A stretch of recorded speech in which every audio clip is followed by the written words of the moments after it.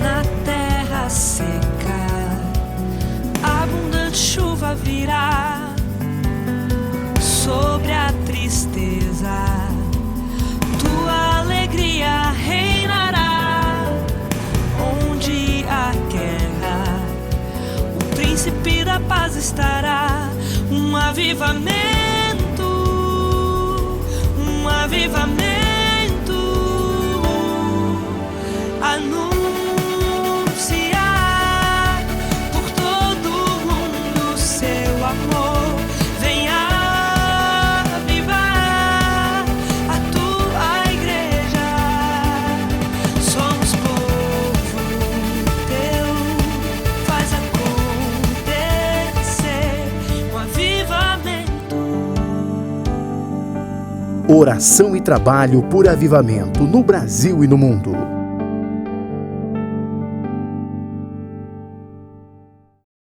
Olá, boa noite, a paz do Senhor Jesus, que alegria, meu querido, estar entrando novamente na tua casa, aonde você costuma acompanhar nossas lives com o celular, né? E nós queremos hoje apresentar mais uma vez a nossa Escola Bíblica Avivamento. Rapidamente, eu quero dizer que o nosso tema hoje, né, ele é bem, bem interessante, né? Porque essa pergunta, ela com certeza vai levar você a pensar: por que o mundo está como está? Né? E nós baseamos esse estudo na revista da nossa escola bíblica, e o texto básico é Romanos capítulo 1, versículo 18 ao 32, que eu não vou ler, é um texto longo, e você deve aí na sua casa, então, abrir e acompanhar, né, pausando a hora que for necessário, mas, acima de tudo, anotando uma Bíblia e seu caderno de anotações. Mas, ao ler esse texto de Romanos, parece que a gente está lendo um jornal bem atualizado.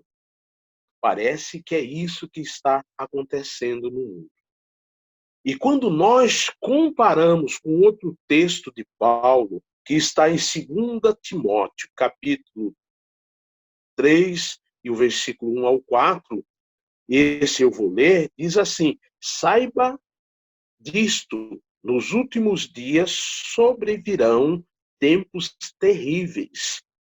Os homens serão egoístas, avarentos, presunçosos, arrogantes, blasfemos, desobedientes aos pais, ingratos, ímpios, sem amor pela família, irreconciliáveis, caluniadores, sem domínio próprio, cruéis, inimigos do bem, traidores, precipitados, soberbos, mais amantes dos prazeres do que amigos de Deus. Então, esse texto também parece que é uma coisa bem atualizada, embora escrito no ano 67, depois que Cristo morreu. Então, veja que muitos anos, milhares de anos atrás, né? E nós percebemos que essa escritura ela está bem atualizada com a nossa realidade nos dias de hoje. Por isso é que nós vamos para o primeiro tópico dessa lição, que é uma grande verdade. O homem, ele tem uma natureza pecaminosa.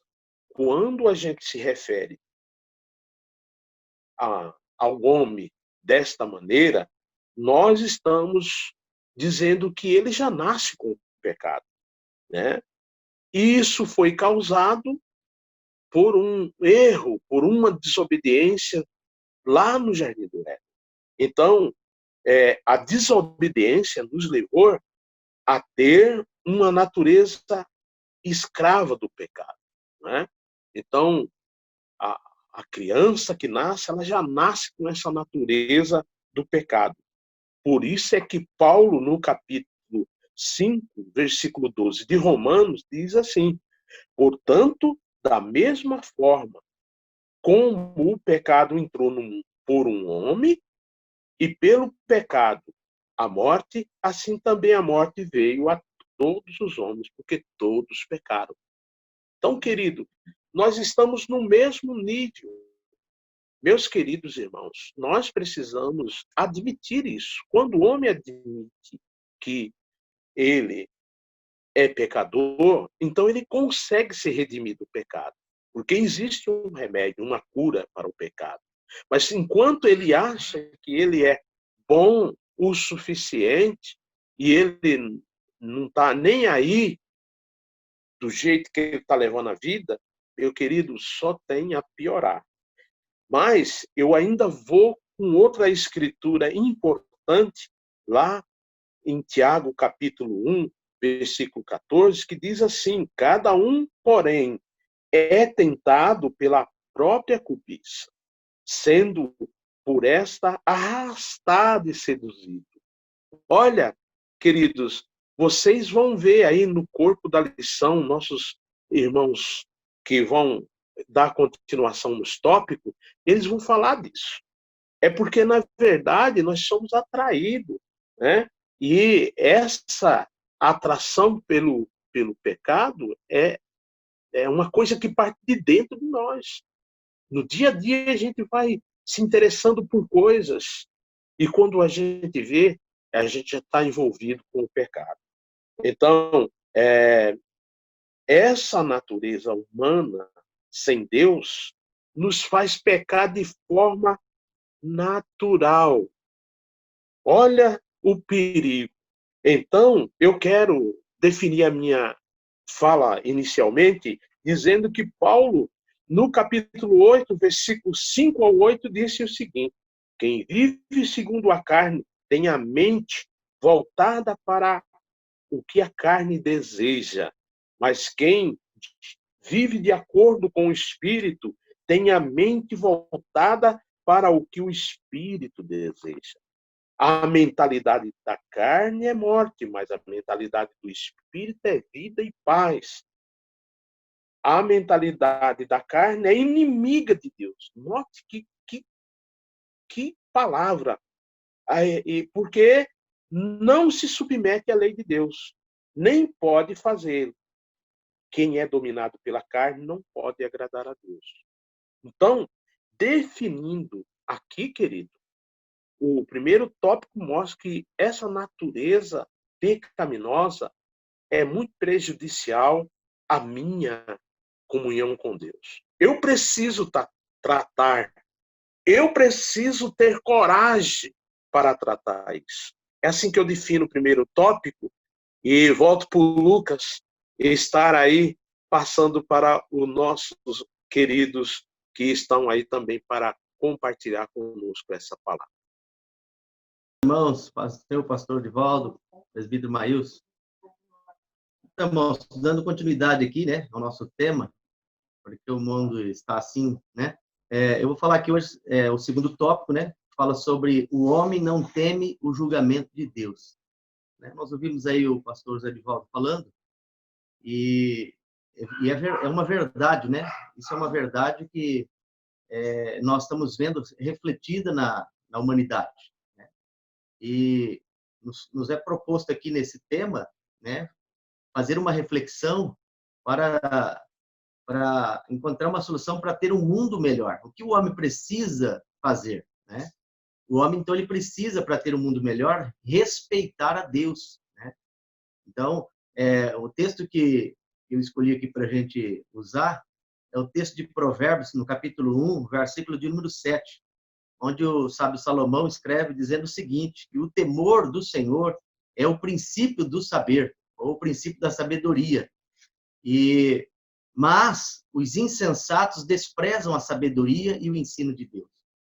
Então, partindo desse princípio, partindo desse ponto aqui que nós escolhemos, nós vamos falar um pouquinho a respeito do homem não temer o julgamento de Deus, né?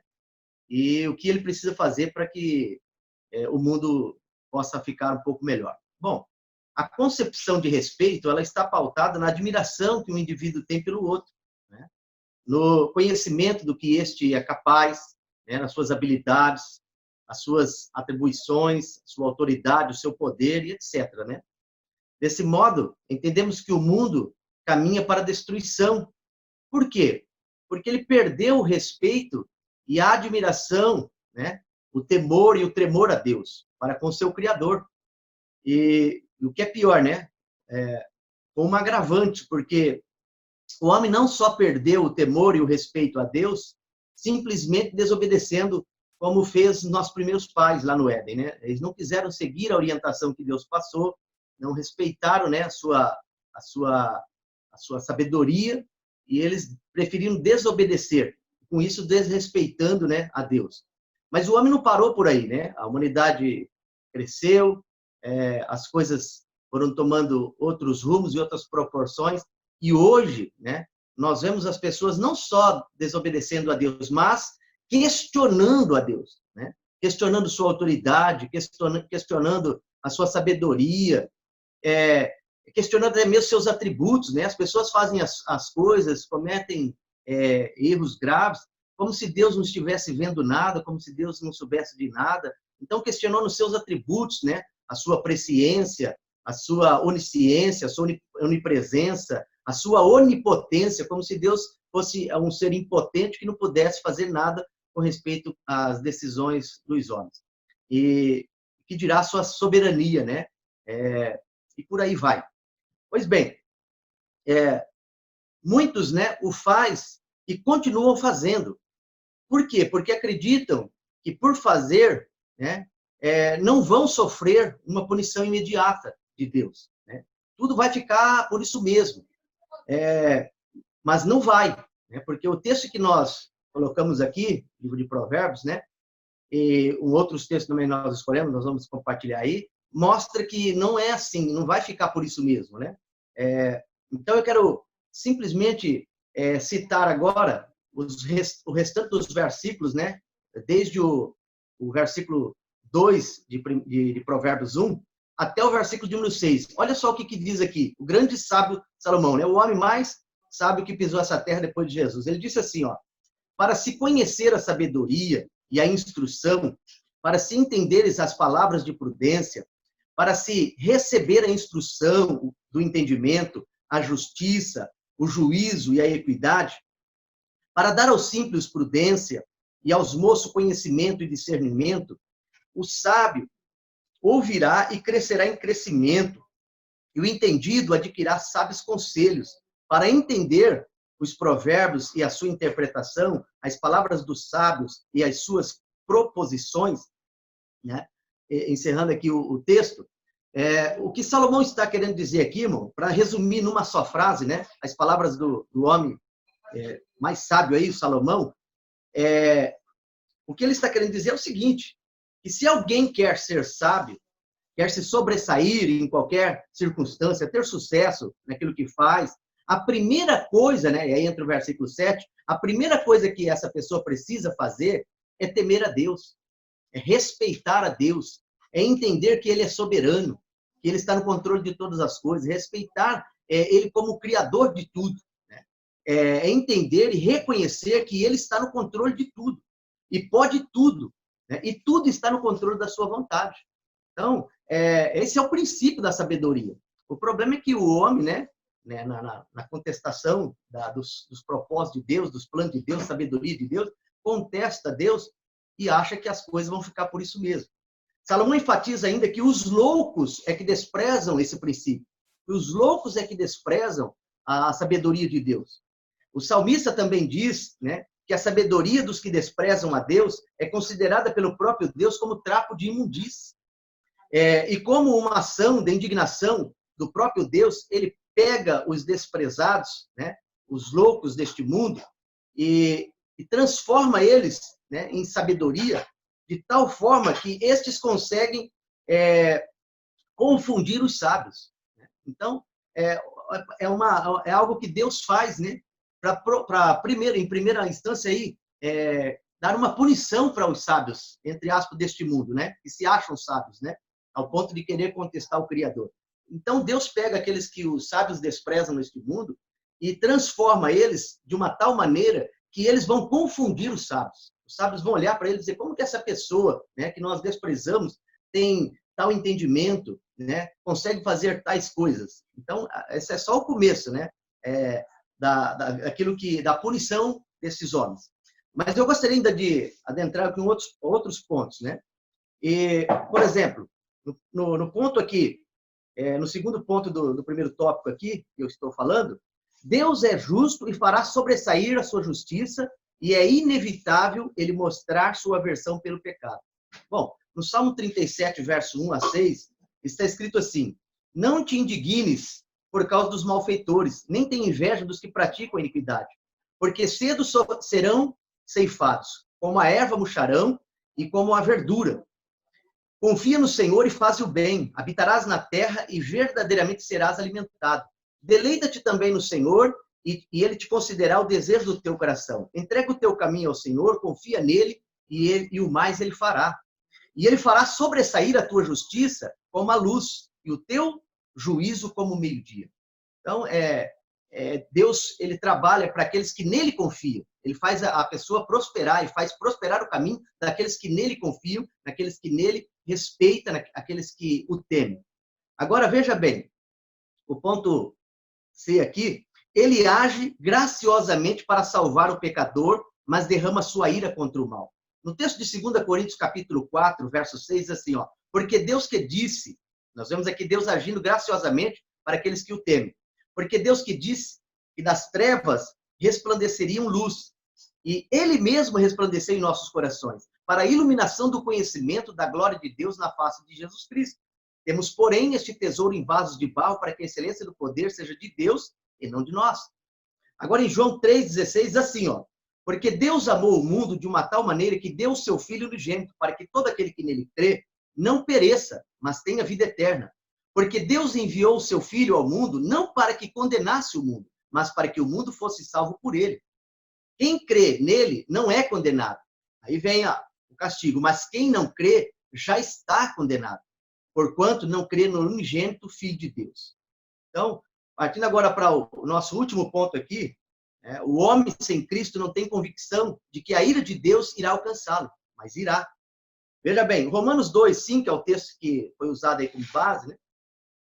Diz assim, mas segundo a tua dureza, Deus falando ao homem, né? Mas segundo a tua dureza e teu coração impenitente, entesourarás ira para ti no dia da ira e da manifestação do juízo de Deus, o qual recompensará cada um segundo as suas obras.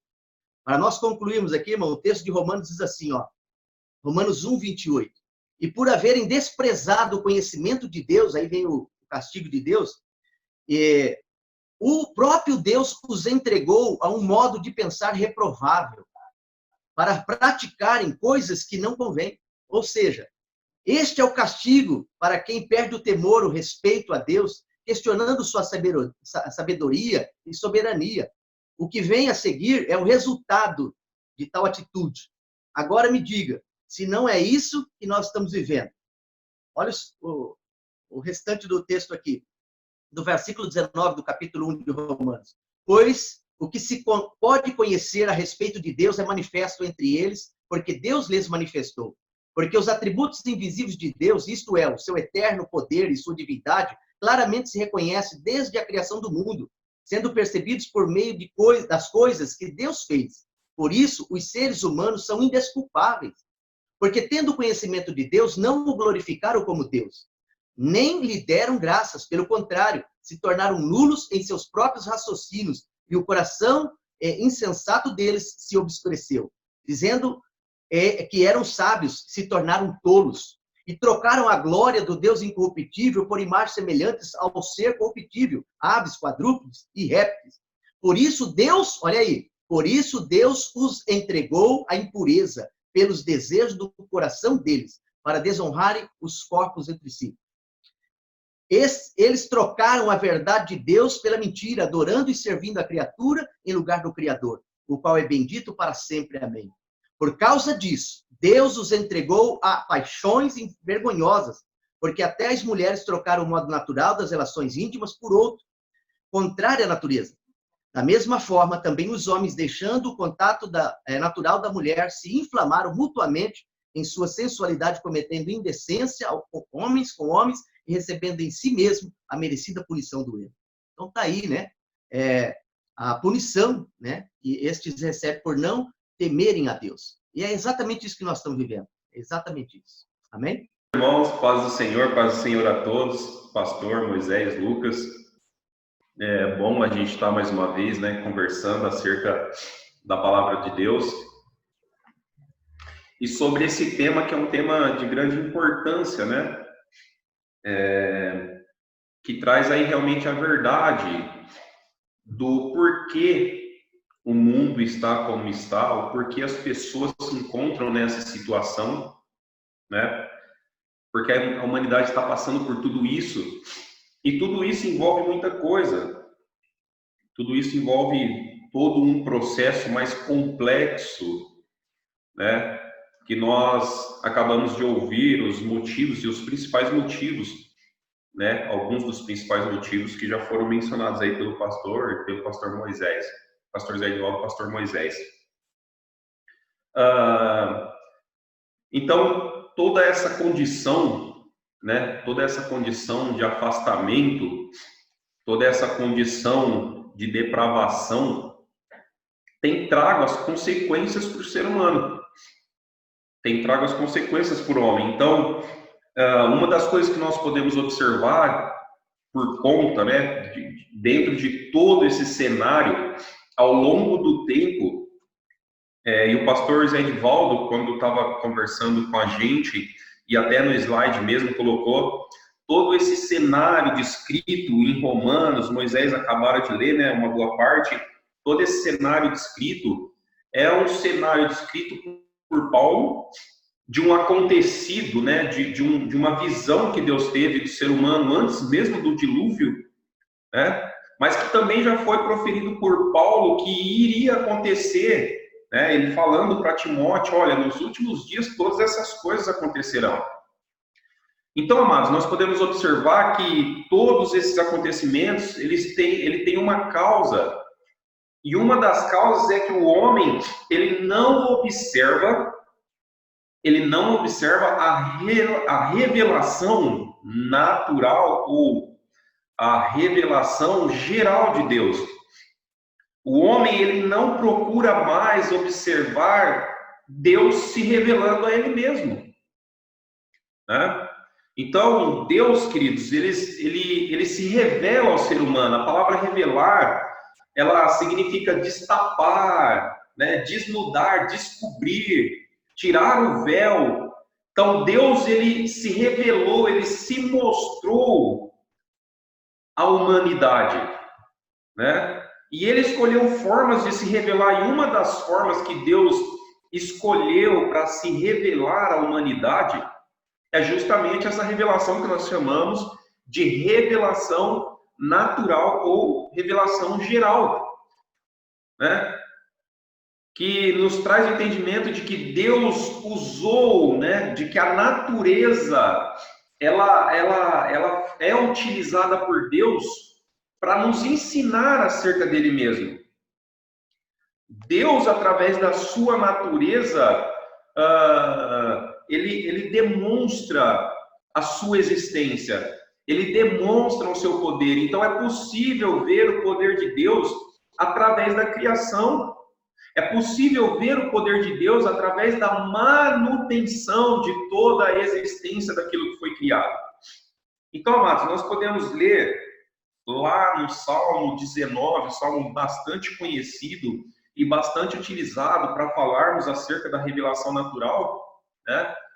Nós vamos ver o salmista ele falando, olha, os céus proclamam a glória de Deus e o firmamento anuncia as obras das suas mãos.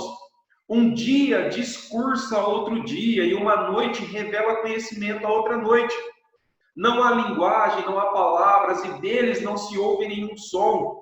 No entanto, Por toda a terra se faz ouvir a sua voz e as suas palavras até os confins do mundo. Olha o salmista deixando bem claro que os céus, né, o firmamento, ele anuncia as obras de Deus, ele deixa bem claro a existência do nosso Deus. Ele deixa bem claro a ação de Deus, que a criação, né, que toda a natureza, ela demonstra a existência de um Deus. E Deus, amados, deixou isso bem claramente.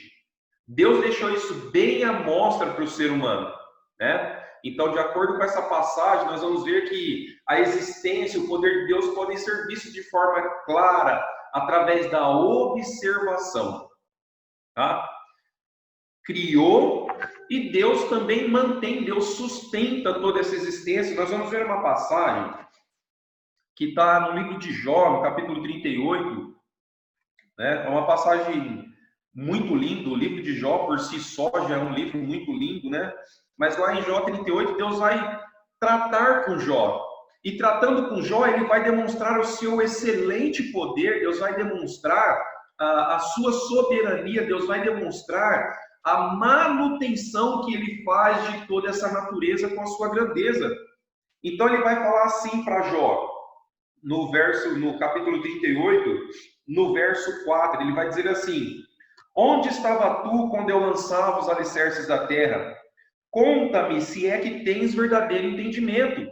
No verso 5, quem determinou os limites e as dimensões da terra? Talvez tenhas resposta.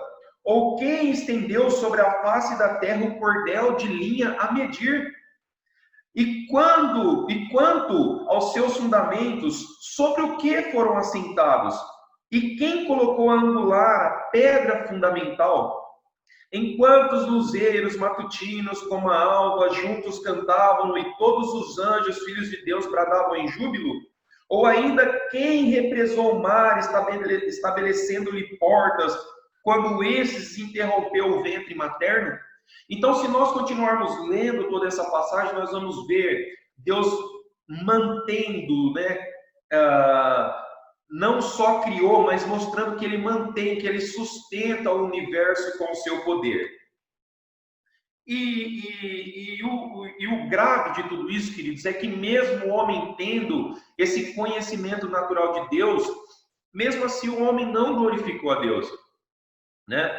Então, Paulo vai falar lá no verso 20 de Romanos, no capítulo 1, né, no verso 20 a seguir, até o 23, ele vai dizer: porque as suas coisas invisíveis, desde a criação do mundo, tanto o seu eterno poder quanto a sua divindade, se entendem e claramente se veem pelas coisas criadas, que foi o que nós dizemos, para que elas fiquem inexcusáveis, ou para que eles fiquem indesculpáveis. Porquanto, tendo conhecido a Deus, não o glorificaram como Deus e nem lhe deram graça. Antes, em seu discurso, se desvaneceram, né? Ou se tornaram orgulhosos, seus corações ficaram orgulhosos. E o seu coração insensato se obscureceu.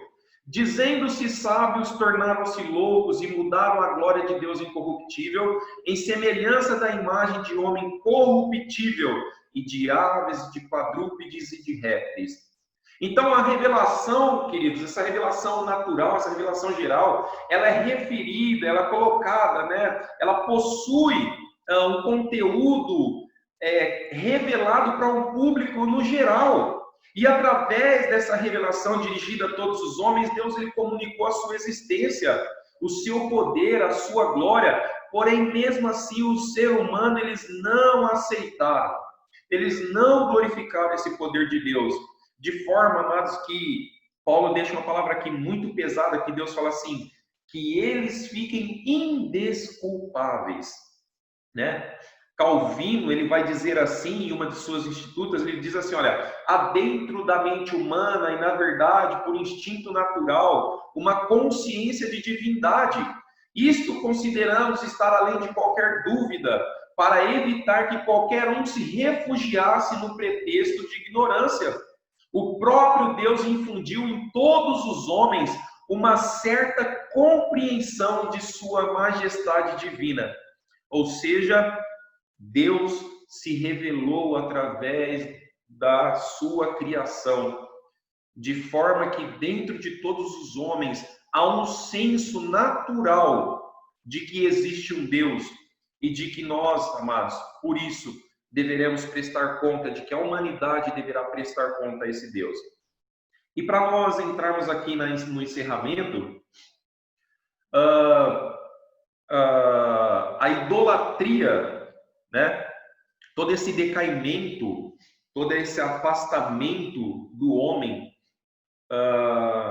traz esse peso de idolatria e imoralidade, né? Então nós vamos ver Paulo citando algumas vezes: portanto Deus os entregou, portanto Deus os deixou, né? Deus permitindo que o ser humano caminhasse segundo os seus próprios desejos. A pena de Deus para o ser humano não foi destruí-lo de imediato. A pena de Deus para o ser humano foi permitir que ele caminhasse segundo os seus próprios desejos. Deus os entregou às concupiscências dos seus corações, à imundícia, para desonrarem os seus corpos entre si. Deus os abandonou às suas paixões infames, né? E isso trouxe ao coração do ser humano a idolatria. E quando nós falamos de idolatria, traz o entendimento de um ídolo, né, formado do gesso, formado da madeira. Mas nesse contexto, a idolatria aqui não é somente esse ídolo físico, né? Mas o homem, ele passou a idolatrar os seus próprios desejos. O homem, ele passou a idolatrar a sua própria concupiscência, a sua própria imoralidade, a ponto de se afastar de Deus. Então essa ingratidão que começou com a rejeição de Deus se tornou a idolatria do homem. E a idolatria levou o homem a práticas idólatras e terríveis. E essas práticas, né, imorais que acarretaram, que dominaram a vida do homem. Então o homem, querido, chegou no ponto que ele se exaltou a nível de Deus e acreditou em satisfazer todos os seus desejos como uma forma de adoração de si mesmo. É o que o Paulo está tentando nos explicar, está nos explicando, nos deixando no versículo 14. E como pena, Deus os entregou, né, as suas paixões, as suas concupiscências, as suas imoralidades. Esse foi o castigo de Deus para o ser humano. Então, amados, o mundo está como está por conta desse desvio moral que o homem teve do próprio Criador, que se revelou de uma maneira tão poderosa a todos os homens. Importante esse compartilhamento de nossos dois pastores, pastor Moisés, presbítero Maílson, nosso representante lá de Guariba, porque, na verdade, Maílson, você terminou muito bem essa colocação sua em relação à observação da revelação do homem, realmente ignorando todas as coisas. Porque nós precisamos entender que eles acabaram não temendo o julgamento de Deus e, consequentemente, também deixaram de observar a revelação de Deus, a revelação natural de Deus. E isso nos levou a colocar um ponto aqui importante, que é o ponto importante de eles também não conhecer a revelação especial de Deus, que é o mais importante para a salvação, né? A necessidade de enviar missionário está extremamente ligada a essa situação de eles ignorarem, né, Deus, e dessas maneiras como vocês explicaram aí. Então, alguém diz assim: por que enviar missionário? É exatamente por isso, porque o homem, ele não conhece a revelação especial de Deus, né? Então, a palavra de Deus diz assim: todas as coisas me foram entregues por meu Pai, ninguém conhece o Filho a não ser o Pai, e ninguém conhece o Pai a não ser o Filho, e aqueles a quem o Filho quiser revelar. Mateus 11, 27. Então, há uma necessidade de ter alguém para explicar a este homem que não admite Deus, que ele precisa conhecer essa revelação especial de Deus na sua vida, né? Portanto, o Evangelho de João, no capítulo 17, no versículo 3, diz: essa é a vida eterna, que te conheçam, o único Deus verdadeiro, e é Jesus Cristo a quem enviaste. Notem aí, irmãos, que essa falta de revelação especial de Deus no homem é que tem causado essa tragédia na humanidade, né? O natural, Maílson e Moisés, a gente vê nos jornais, outro dia, antes de ontem, eu vi num jornal que um filho matou a mãe. Que coisa incrível, meus irmãos. Isso é uma loucura, um filho matar uma mãe, seja lá por qual motivo, ele nunca deve tirar a vida de uma mãe, de um pai. Então, isso é porque ele não tem a revelação especial de Deus, não converteu o coração, né? Somente nas Escrituras o homem pode conhecer o verdadeiro Deus, tá? Então, em Hebreus capítulo 1, versículo 3, diz: o Filho é o resplendor da glória de Deus e a expressão exata do seu ser, sustentando todas as coisas por sua palavra poderosa. Depois de ter realizado a purificação dos pecados, ele se assentou à direita da majestade nas alturas. Hebreus 1, verso 3. Queridos, está aí todo o conteúdo da nossa escola. Hoje, Maílson e Moisés e Lucas, nós estamos tentando explicar para aquelas pessoas que recusam o conhecimento de Deus, venha conhecer. Se quebrante, mude essa situação. Você não pode continuar longe de Deus. E para concluir o nosso assunto, eu quero apenas ler aqui 2 textos importantes que diz assim, né? Em Romanos capítulo 1, versículo 16, porque não me envergonho do evangelho de Cristo, pois é o poder de Deus para a salvação de todo aquele que crê, primeiro do judeu e também do grego. Então, a única solução, meu amado, meu querido, você que está nos ouvindo, é o evangelho. Nós que conhecemos o poder de Deus na nossa vida, damos graças a Deus. Eu tenho certeza que você, quando conhecer esse poder do Evangelho para mudar e transformar a sua vida, você vai entender isso que nós estamos falando.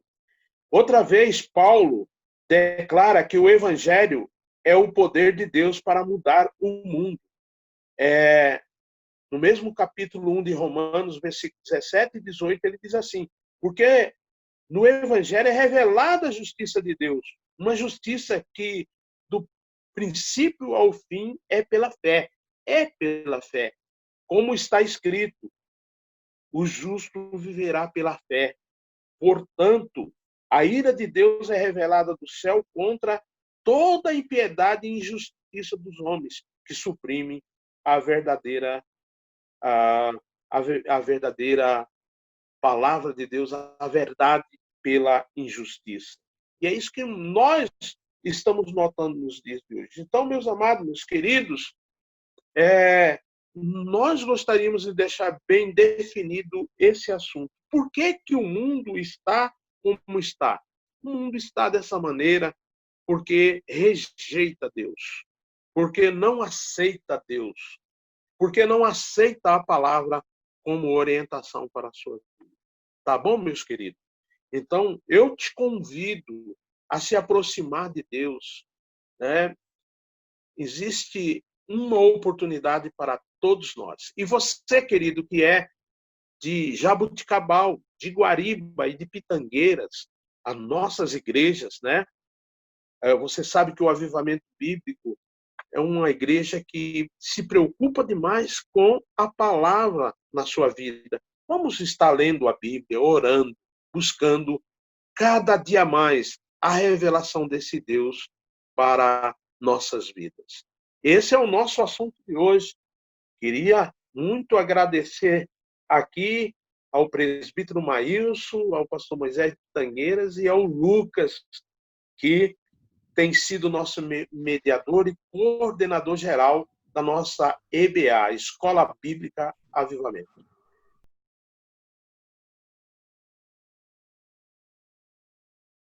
Nosso Deus e Pai, nós queremos te agradecer, Senhor, por essa oportunidade de estarmos juntos aqui, orando e intercedendo, Senhor, por nossas igrejas. Ó Deus, Pai querido e amado, como é bom, Senhor, podermos usar essa oportunidade e a tecnologia para estar orando pelo nosso povo, ensinando a Tua palavra. Deus querido, Deus de amor, muito obrigado pela vida do Lucas, muito obrigado pela vida do pastor Moisés, do presbítero Maílson, esses companheiros, Senhor, que têm nos ajudado nesse projeto e nessa nossa vontade de levar a Tua palavra. Muito obrigado, Deus, que o Senhor possa estar abençoando todos que vão estar acompanhando e que acompanhem essa live, aqueles que vão acompanhar depois e aqueles que estão acompanhando neste momento, Pai. Muito obrigado, em nome de Jesus. Amém. Temos porque nos concedeste graça, oportunidade de podermos compartilhar estes momentos, ó Pai. O desejo do nosso coração é que o Teu Santo Espírito, através, ó Pai, desta live, através dessa gravação, ele possa, Senhor, Pai querido, fazer com que as pessoas que assistirem possam entender, possam compreender, ó Pai. Mais do que isso, que elas possam aplicar, Senhor, este conhecimento, esta palavra que transforma, que cura, que salva, Pai, em seus corações e aplicar na sua vida diária, no seu cotidiano, ó Pai. O nosso desejo, Senhor, através desse meio de comunicação, é levar a preciosa palavra, Senhor, é levar a preciosa semente que cura, que salva, que transforma o mais vil pecador, ó Pai. Deus amado e bendito, que o Senhor possa continuar nos abençoando, abençoando os nossos ouvintes, ó Pai, Pai querido, e que eles possam, Senhor, através deste meio de comunicação, alcançar, Senhor, uma transformação, uma renovação do entendimento, Pai. É o que nós te pedimos em o nome de Jesus, nós te agradecemos. Aleluia, Jesus. Meu Deus, nós te damos graças, ó Pai, por esta oportunidade. E que a sua igreja, Deus, possa estar sendo edificada neste propósito para ajudar, ó Deus, e levar a tua revelação especial, e levar o seu nome, Deus, e através da sua ajuda, da sua intervenção ao Espírito Santo, que mais e mais corações possam ter os olhos abertos a esta revelação, possam se entregar a Ti, ó Jesus, o nosso Salvador. Aleluia, meu Deus, que cada um possa, Senhor, ter os seus corações tocados e tomados pela Tua grandeza e não pelo seu próprio eu. Pai amado, que esta palavra impacte corações, que esta palavra, Senhor, transforme vidas e abra os olhos dos cegos, ó Deus, para a Sua grandeza, para que vejam a Sua majestade e o seu poder que tanto, Senhor, já tem nos mostrado e glorificado o Teu nome, Senhor, à vista de cada um de nós. Nós te pedimos isso em nome de Jesus. Amém e amém.